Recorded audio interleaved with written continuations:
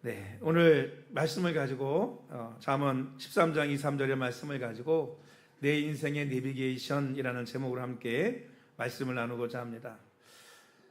추석 때문에 우리가 기억하지 못하고 생각하지 못하고 지난 것 같은데 지난 목요일이었던 9일이 한글날이었습니다. 올해는 세종대왕이 한글을 반포한 지 579년째가 되는 날이라고 합니다. 이 한글 창제는 극소수의 양반층만 향유하던 문자를 모든 백성에게 나누어준 하나의 이 문자 혁명과 같은 것이었다라고 우리가 생각해 볼 수 있습니다. 그리고 세계의 문자들이 많이 있지만 우리나라처럼 누가 만들었고 왜 만들었고 언제 반포했고 어떻게 만들었고 이거는 어떻게 만든 거라는 해설까지 그거를 뭐 해례본인가라고 얘기하죠. 그것까지 다 있는 글자는 세계에서 유일하게 우리나라 훈민정음 여러분 한글밖에 없습니다. 거기에다가 배우기 쉽고 쓰기 쉽고 그리고 가장 아름다운 글자가 한글이 아닌가 하는 생각을 갖습니다. 그런데 여러분 이렇게 아름다운 말과 문자를 가진 우리 민족이 이 아름다운 문자와 말을 여러분 바르게 아름답게 사용해야 되는데 그렇지 못할 때가 많이 있었습니다. 참 세상에 여러분 욕이란 욕 우리나라처럼 많은 욕이 있을까 하는 생각이 듭니다. 왜 이 아름다운 말을 가지고 여러분 이렇게 못된 것들을 많이 만들어내는지 말이죠. 저도 학생 시절 청년대 시절이 있었지만 젊을 때 생각해 보면은요, 아니 말에 욕이 안 들어가면 이게 말이 안 되는 거예요. 여러분 그거 아십니까? 제가 신학생 때 그런 적이 있었어요. 집 나와가지고 신학을 가가지고 집 나와 살았으니까 동네 친구들 만날 일이 그때는 별로 없었거든요. 다 끊고 신학하면 다 끊어야 되는 줄 알았어요. 다 끊고 신학을 갔는데 우연히 집에 갔다 오다 우연히 친구들을 만났어요. 친구들 만나서 몇 마디 하는데 몇 마디 하는 동안 내가 좋은 놈이 됐어. 말이 욕이 반은 욕이니까 야 이 새끼야 어떻게 해서 지냈냐 이러면 시작하잖아요. 저도 모르게 같이 욕이 나오더라고요. 여러분 이 아름다운 말을 왜 그렇게 쓸까 하는 생각이 듭니다. 우리 여러분 부모들은 어떻죠? 우리 부모들은 자녀들에게 여러분 정말 축복해 주면서 자녀들을 키워야 되는데 그렇지 못하고 우리 부모들이 많이 키웠던 것 같아요.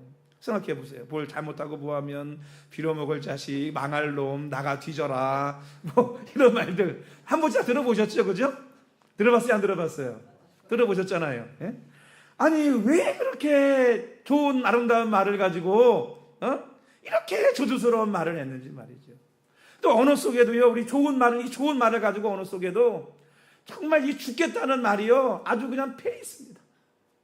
배부르면 배불러 죽겠다. 배고프면 배고파 죽겠다. 졸리면 졸려 죽겠다. 좋으면 좋아 죽겠다. 추우면 추워 죽겠다. 더우면 더워 죽겠다. 이래도 죽겠다 저래도 죽겠다. 어떻게 해서 하는 거예요 도대체? 살리는 방법을 좀 알려보세요. 좀 바꿔야 됩니다. 바꿔야 돼요. 저는 그러거든요. 힘들면 힘들어 살겠네 진짜. 그럽니다. 힘들어 살겠네. 말이라도 죽겠다 그러지 말고 뭐라고 해야 돼요? 살겠네 그래야지 살겠네. 여러분 우리 그리스도인들이 가장 먼저 바뀌어야 될 것이 말이 아닌가 생각합니다. 여러분 저와 여러분의 말이 변화되어지고 바뀌어질 수 있는 복된 은혜가 있기를 주님의 이름으로 축복합니다.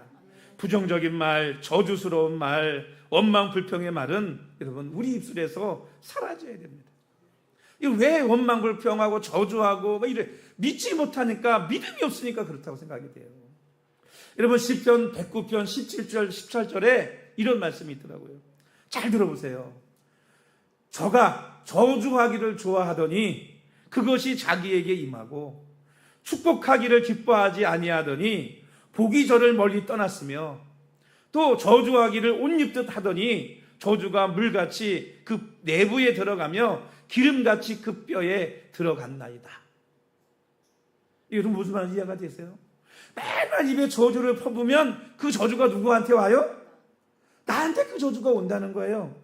축복하는 거 인색하고 누구 축복하는 거 안 좋아하는 사람은요 자기 자신에게 온 복도 멀리 떠나간다는 거예요. 그리고 막 옷 입듯이 저주를 물같이 쏟아부으면 그 저주가 내 뼛속 깊이 스며든다는 거예요. 뼛속 깊이. 여러분, 그러니까 남을 축복하기 싫어하고 저주하기만 좋아하는 사람은요, 인생에 축복받기를 생각 덜덜 말아야 됩니다. 왜? 뼛속까지 저주가 내 몸속에 찼는데요. 어떻게 축복을 받겠습니까? 여러분, 인생을 바꾸는 게 다른 게 아닙니다. 저주를 끊어버리는 게 여러분 다른 게 아니에요. 내 입술부터 변화되어지면, 할렐루야, 내 입술의 저주가 사라지면 여러분, 우리의 인생이 변화되어지는 놀라운 은혜와 축복을 누리게 될 줄로 믿습니다. 늘 여러분 그냥 축복하십시오. 저주할 놈도 축복하세요. 축복하면 그 사람만 축복받는 게 아니고 그 축복이 나에게로 오는 줄로 믿습니다. 내 뼛속까지 축복으로 채워질 줄로 믿습니다. 그럼 어떻게 되겠어요? 하는 것마다 형통하고, 하는 것마다 잘 되고, 하는 것마다 복받는 역사가 있을 줄로 믿습니다. 왜 우리가 이렇게 축복의 말을 해야 되느냐? 첫 번째, 말에는 뭐가 있기 때문에? 능력이 있기 때문입니다. 능력. 우리 2절 말씀 한번 다 같이 읽어보겠습니다. 2절 시작. 사람은 입의 열매로 인하여 복록을 누리거니와 마음이 괴세한 자는 강포를 당하느니라. 사람은 입의 열매로 복록을 누린대요. 복록이라는 게 뭡니까? 축복과 영화, 이게 복록이에요. 그러니까 사람은 이 말로 축복과 영화를 누리게 된다는 것입니다. 또 3절에 이런 말씀도 있습니다. 3절 말씀도 읽어볼까요? 시작. 입을 지키는 자는 자기의 생명을 보존하나 입술을 크게 벌리는 자에게는 멸망이 오느니라. 여러분, 입을 지킨다, 이건 뭐냐? 입술로 저주의 말, 원망 불평의 말, 그런 말 하지 않는 거예요. 그걸 하지 않으면 자기의 생명을 보존한대. 그런데 반대로 입을 크게 벌린다는 게 뭐예요? 반복된 죄악, 저주와 원망과 불평의 말들을 막 입을 벌려서 쏟아놓으면 뭐가 오느냐? 자신에게 멸망이 온다는 겁니다. 그러니까요, 오늘 우리는 어떻게 해야 돼요? 내 입술로 축복을 누리며 살아갈 수도 있고, 내 입술로 여러분 저주 가운데 살아갈 수도 있다는 얘기입니다. 다른 사람이 해주는 게 아니에요. 우리 잠언 18장 20절 말씀에 이런 말씀이 있습니다. 사람은 입에서 나오는 열매로 하여 배가 부르게 되나니 곧 그 입술에서 나는 것으로 인하여 만족하게 되느니라. 죽고 사는 것이 혀의 권세에 달렸나니 혀를 쓰기 좋아하는 자는 그 열매를 먹으리라. 제가 우리 읽은 2절 말씀과 이 잠언 18장 20절의 말씀의 공통점이 뭐냐면, 말은 곧 뭐라는 거예요? 씨라는 거예요. 씨라는 거예요.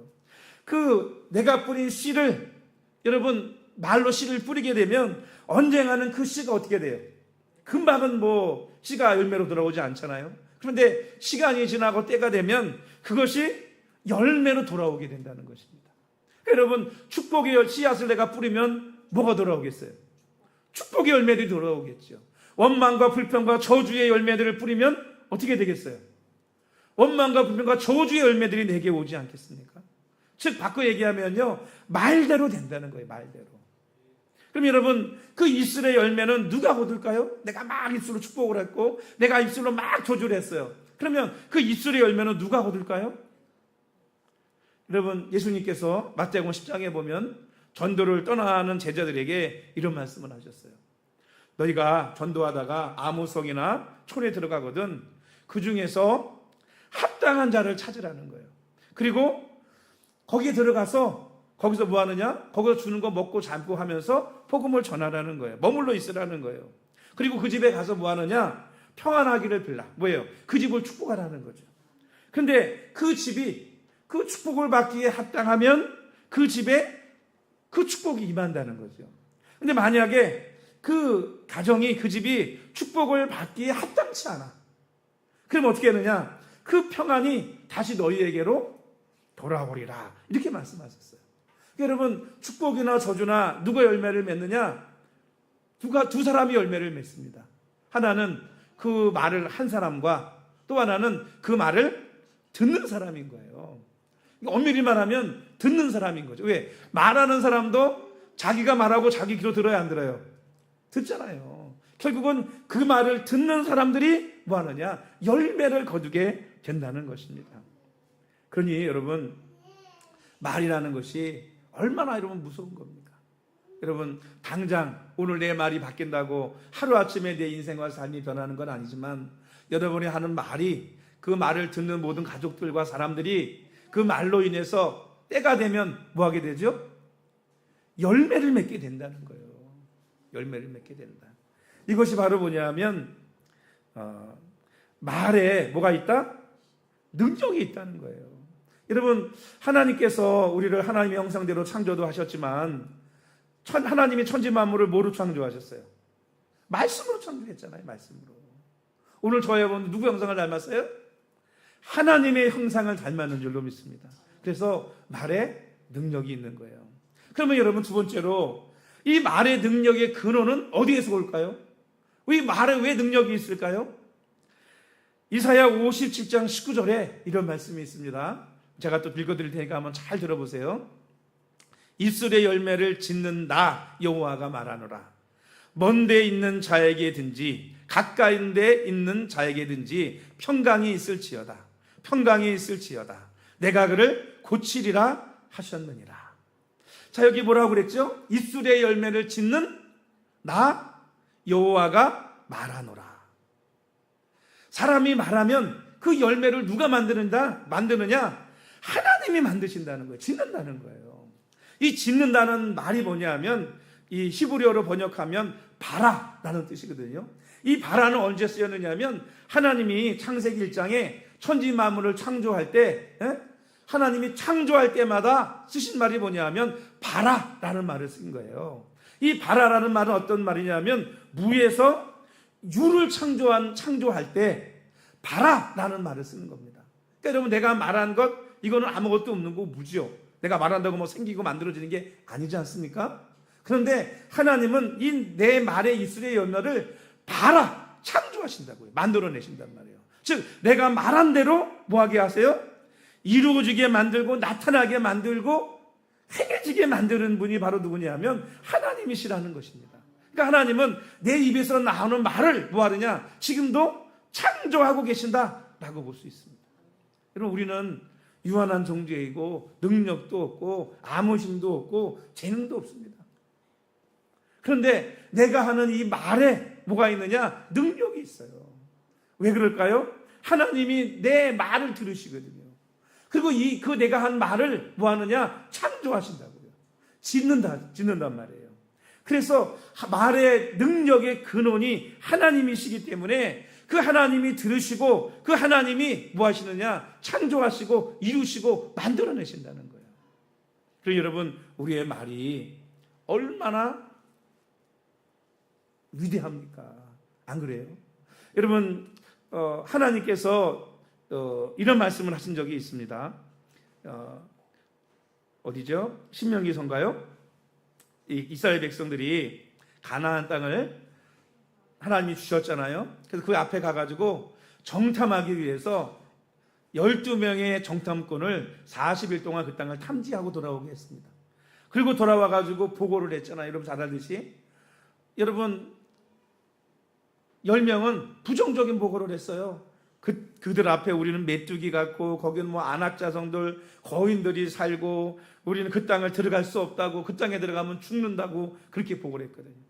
근데 두 사람은 어떻게 했어요? 아니라고, 들어가면 그들은 우리의 밥이라고, 우리는 하나님이 함께 계시고 그들의 신은 떠났다고, 들어가자고 그렇게 보고를 했습니다. 그리고는 누구의 말이 이겨요? 두 사람의 말이 이겨요? 10사람의 말이 이겨요?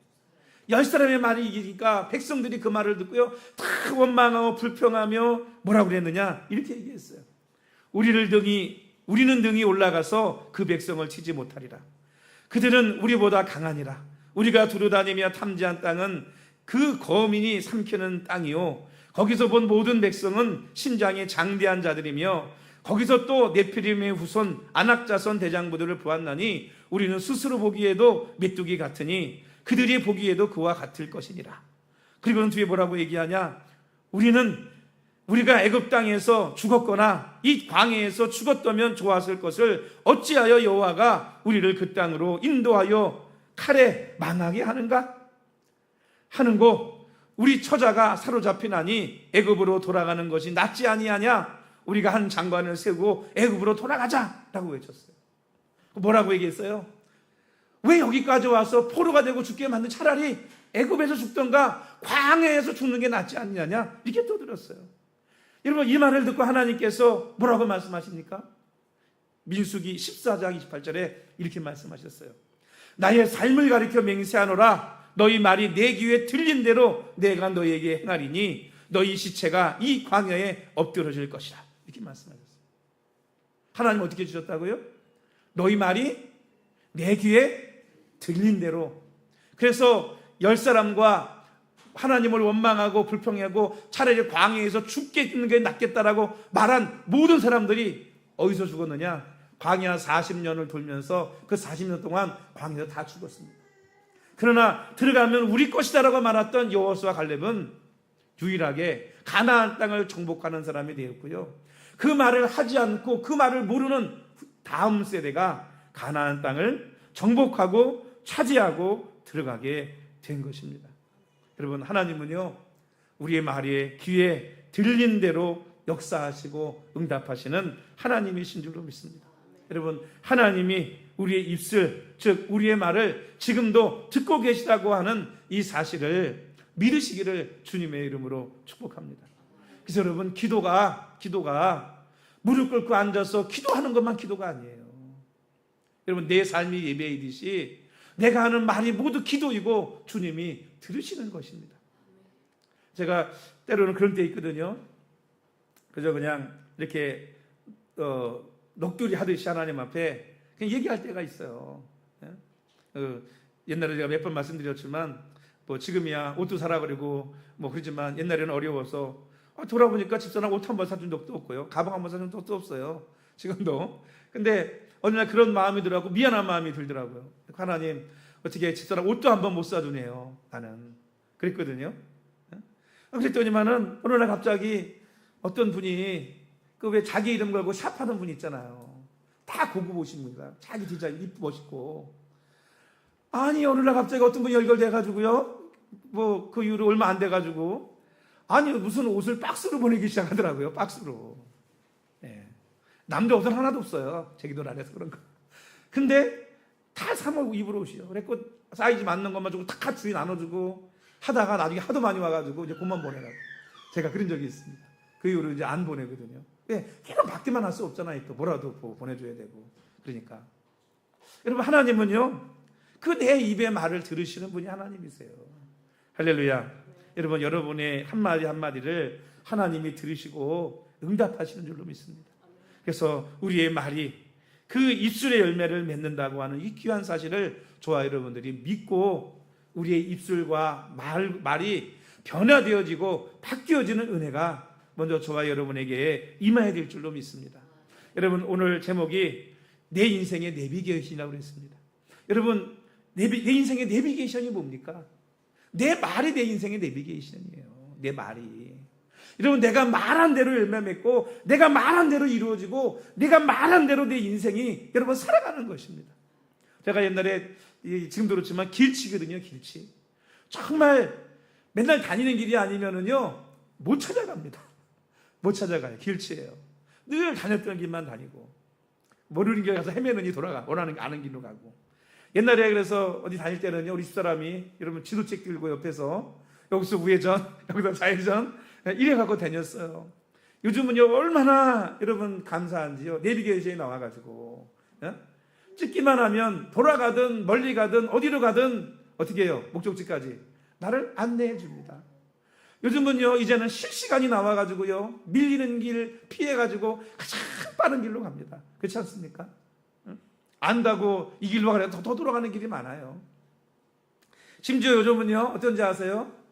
AI나 음성인식 기능이 다 있어가지고요 타 버튼 탁 누르고요 세길교회 그러면은요 걔가 알아서 세길교회 탁 뭐하느냐 찾아줍니다. 그래갖고 몇 번 그러면요 걔가 찍으면 쫙 안내해 준다고요.